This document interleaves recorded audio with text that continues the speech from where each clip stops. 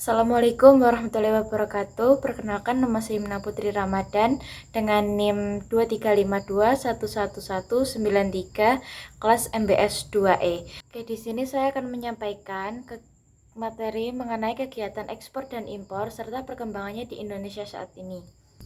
Ekspor merupakan aktivitas mengirim barang keluar dari wilayah pabean. Dengan ekspor, kita bisa menjual produk yang melimpah di suatu negara.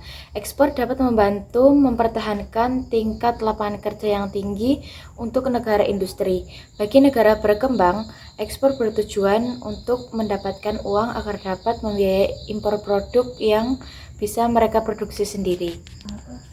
Selanjutnya, impor. Impor adalah suatu kegiatan memasukkan barang ke dalam daerah pabean atau suatu proses pembelian barang yang masuk ke dalam suatu negara untuk memenuhi kebutuhan domestik, baik untuk industri ataupun masyarakat luas.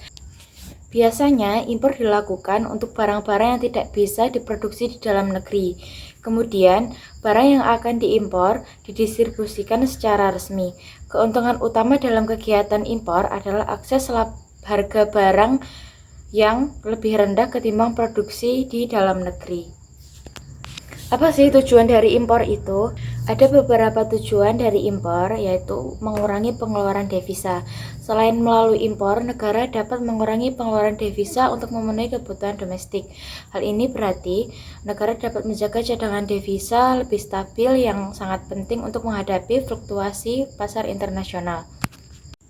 Menurut dari data Badan Pusat Statistik, perkembangan ekspor di Indonesia pada tahun 2024 pada bulan April, nilai ekspor di Indonesia pada April 2024 mencapai 19,62 US dollar atau turun 12,97% dibanding ekspor Maret 2024. Dibanding April 2023, nilai ekspor naik sebesar 1,72%. Yang kedua, ekspor non-migas April 2024 mencapai 18,27 US dollar, turun 14,6% dibanding Maret 2024. Sementara itu, naik 1,33% jika dibanding ekspor non-migas April 2023. Secara kumulatif, nilai ekspor Indonesia pada bulan Januari sampai bulan April 2024 mencapai 81,92 US dollar atau turun 5,12% dibanding periode yang sama tahun 2023. Sementara ekspor non-migas mencapai 76,67 US dollar atau turun 5,43%.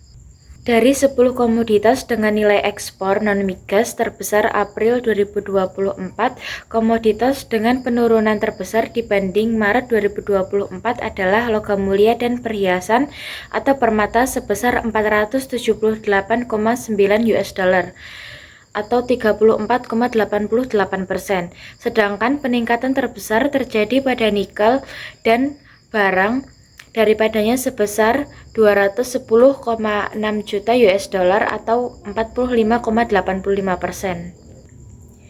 Menurut sektor, ekspor non-migas hasil industri pengolahan pada bulan Januari sampai bulan April 2024 turun 1,97% dibanding periode yang sama tahun 2023. Demikian juga ekspor hasil pertambangan dan lainnya turun 17,22%. Sedangkan ekspor hasil pertanian, kehutanan, dan perikanan naik 6,90%. Ekspor non-migas pada bulan April 2024 terbesar adalah ke Tiongkok, yaitu 4,28 miliar US dollar. Disusul oleh India yaitu 1,81 miliar US dollar.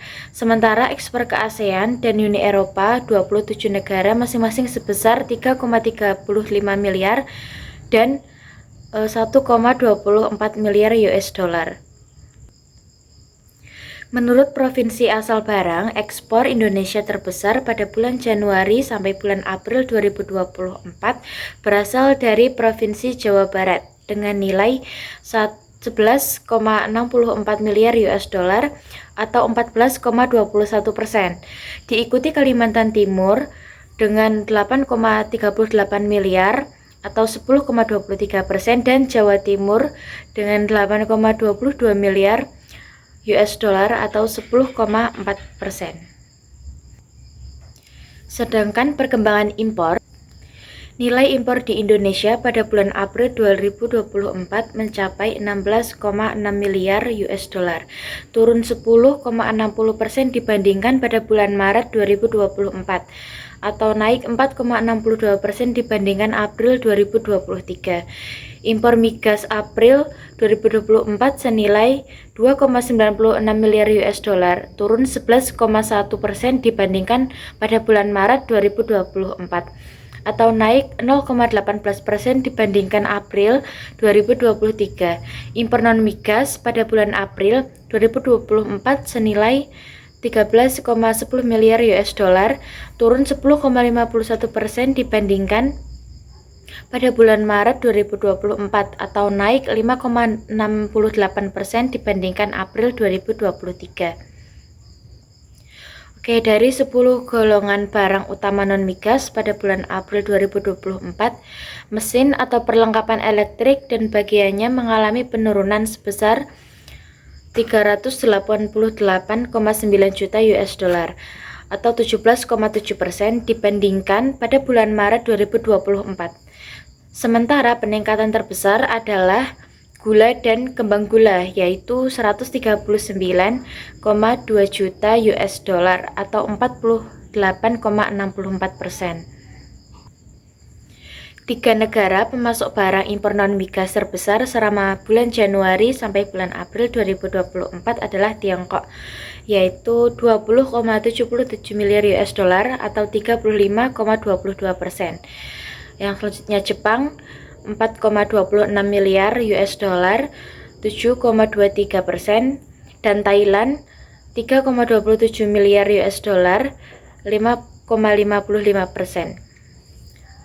Impor non-migas dari ASEAN yaitu 10,46 miliar US dollar atau 17,74%, dan Uni Eropa 3,64 miliar US dollar atau 6,16%. Menurut golongan penggunaan barang, nilai impor pada bulan Januari sampai bulan April 2024 terhadap periode yang sama pada tahun sebelumnya terjadi penurunan pada golongan bahan baku atau penolong, yaitu 439 juta US dollar atau 0,84%.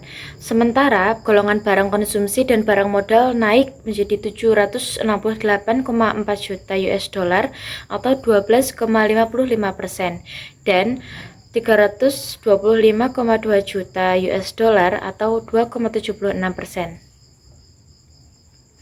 Neraca perdagangan Indonesia pada bulan April 2024 mengalami surplus 3,56 miliar US dollar, terutama berasal dari sektor non-migas yaitu 5,17 miliar US dollar. Namun teredukasi oleh defisit sektor migas senilai 1,61 miliar US dollar. Oke, demikianlah beberapa hal yang bisa saya sampaikan mengenai materi ekspor dan impor. Sebelumnya saya mohon maaf apabila dalam penyampaian tadi mungkin ada kesalahan kata atau kesalahan yang lain. Sekian dari saya. Wassalamualaikum warahmatullahi wabarakatuh.